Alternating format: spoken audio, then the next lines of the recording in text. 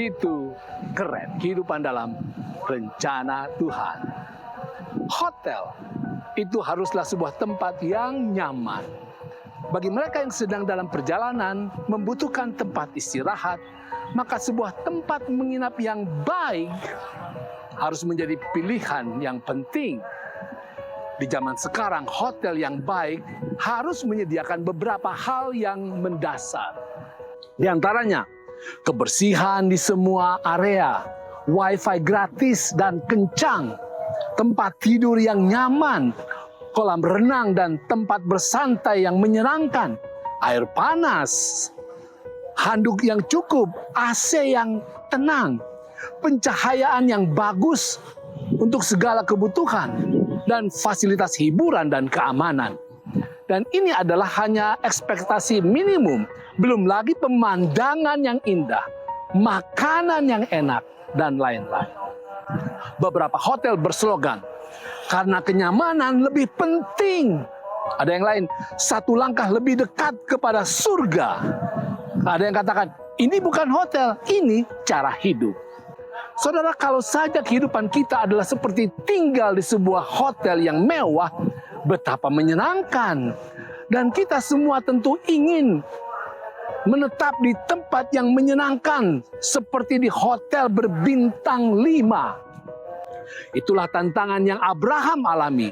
Dia sudah tinggal di tempat yang nyaman, makmur, dan sangat maju. Di kerajaan nomor 1 di dunia pada saat itu, yaitu Abraham lahir dan dibesarkan di Ur, sebuah kota besar di Sumeria yang terletak di wilayah Mesopotamia, yang didirikan pada tahun 3800 sebelum Masehi. Dan itu adalah satu kerajaan yang tersentralisasi, kaya, dan birokratis. Artinya mereka sudah sangat maju ketika itu. Tetapi Tuhan memanggil Abraham untuk misi Tuhan. Dan sebenarnya misi itu tidak terlalu jelas bagi dia. Tetapi karena kesetiaannya, imannya kepada Tuhan, Abraham pergi meninggalkan kenyamanannya. Lalu berbagai hal yang buruk terjadi. Pertama, Abraham tiba di tempat yang Tuhan perintahkan. Namun menurut Alkitab, itu adalah tempat orang Kanaan pada waktu itu ada di negeri itu. Maksudnya, Kanaan adalah suku bangsa yang dikenal karena kekejaman dan kekerasan mereka. Wow, sungguh sangat tidak zaman. Kemudian Tuhan katakan kepada Abraham, kepada keturunanmu aku akan memberikan tanah ini. Lalu masalah lagi datang, kelaparan. Kelaparan di daerah itu begitu parah sehingga Abraham harus membawa rombongan besarnya ke negeri lain, ke Mesir. Lalu keadaan menjadi lebih buruk lagi. Karena kurangnya iman Abraham, maka Sarah pada waktu itu jatuh ke dalam bahaya yang besar. Raja Mesir mengetahui kecantikan istri Abraham, dia memerintahkan Sarah untuk dibawa ke istananya dengan maksud menjadikannya istrinya. Tetapi Tuhan dengan belas kasihannya yang besar melindungi istri Abraham, Sarah, dengan menjatuhkan hukuman kepada keluarga kerajaan.